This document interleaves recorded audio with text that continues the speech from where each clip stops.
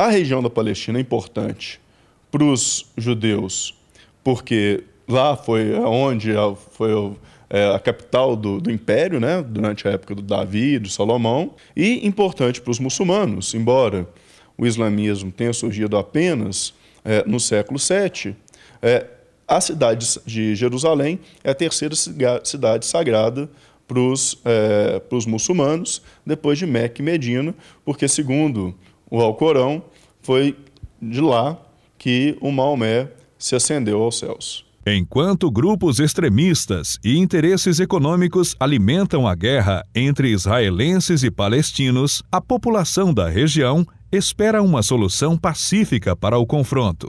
No Brasil, representantes dos judeus e muçulmanos sinalizam para um acordo que atenda aos interesses dos dois povos.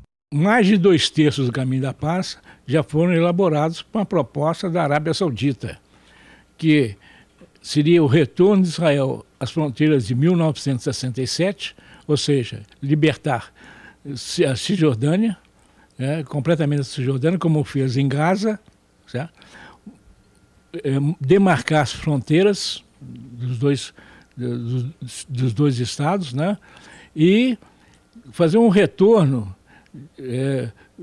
o retorno das famílias que foram divididas com os conflitos. Nenhum de nós odeia judeu. Nas palavras do próprio Alcorão, do livro de Deus, o povo islâmico ele tem que ter aproximação dos judeus, dos cristãos, porque todos são revelações que Deus fez para a humanidade. Nenhum de nós odeia judeu. A partir do momento em que for respeitado aquilo que foi acordado em 1948, a partir do momento em que houver concessões da parte do Estado judeu que se arvora no direito de manter toda a soberania e todo o poder sobre a área, a partir do momento que esse Estado fizer concessões e a autoridade internacional, ou que a comunidade internacional, ela tomar uma posição firme de respeito aos direitos, tanto de um lado como de outro, mas de uma forma imparcial e de uma forma equilibrada, essa solução vai ser chegada a contento, e todo mundo quer essa solução. Em 2007, Israel impôs um bloqueio econômico à faixa de Gaza, aumentando a tensão na região, onde a resistência palestina é liderada pelo grupo extremista Hamas. O Hamas, diferente do Fatah, não reconhece Israel e quando ele foi fundado, um dos pontos, uma das cláusulas que seriam uma das bases do Hamas é lutar até que Israel desapareça, né? Ou seja, com o Hamas no poder, a situação continuará complicada. Especialistas em política internacional afirmam que a construção de um novo acordo de paz que proporcione autonomia às duas nações e tenha como prioridade o bem-estar social, a ONU e a comunidade internacional devem exercer um papel mais efetivo nas negociações entre Israel e a Autoridade Nacional Palestina. Professor, o que seria necessário para pôr fim a esse conflito? A criação do Estado palestino, como nós vimos aí na reportagem, seria de fato a melhor solução? A única solução, na verdade, é a criação do Estado palestino. Essa solução seria mais fácil há 50 anos atrás. Hoje em dia tem alguns elementos que complicam um pouco a formação desse Estado. Em primeiro lugar, tem o problema das fronteiras. As fronteiras, na verdade, Israel avançou em relação às fronteiras iniciais.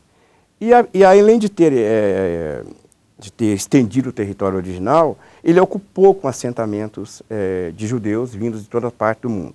Então isso já cria um problema. Como é que você vai tirar esses judeus, devolvê-los novamente para o território israelense, para um território que já é pequeno também? A segunda coisa é o seguinte: os refugiados palestinos, que são aos milhares, né? Só no Líbano, 10% da população é de refugiado palestino.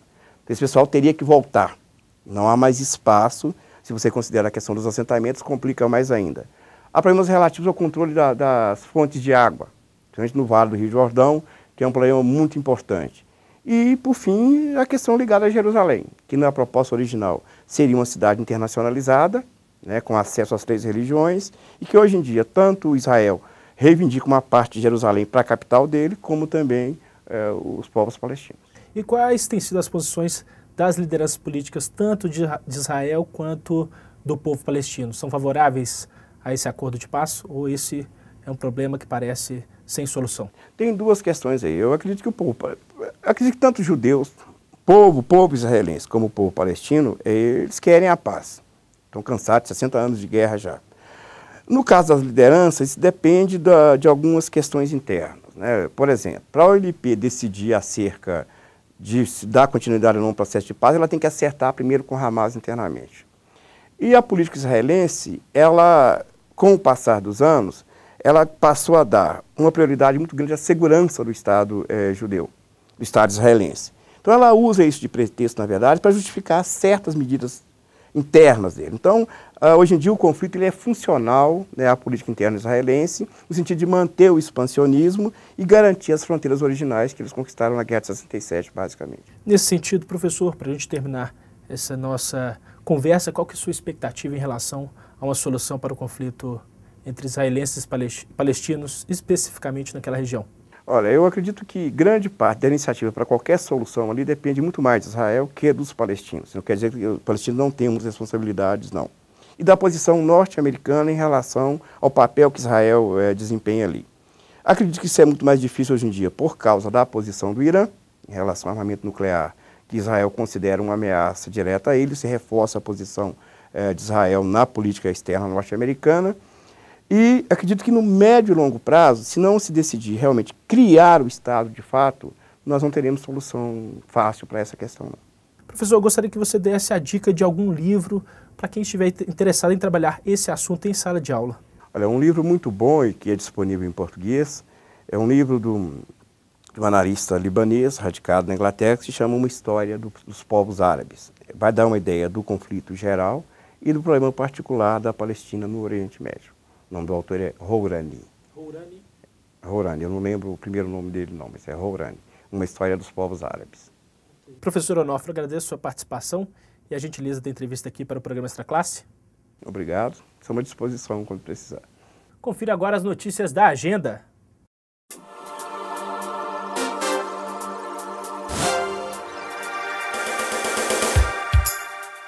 A Univale, em parceria com o Simpro, promove de 9 a 12 de agosto o seminário Debates em Educação. As inscrições podem ser feitas no site univale.br até o dia 8 de agosto.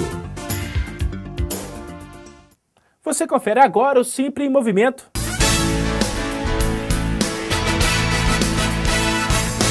Foi realizado em Caracas, na Venezuela, entre os dias 21 e 23 de julho, o 3º encontro sindical Nossa América.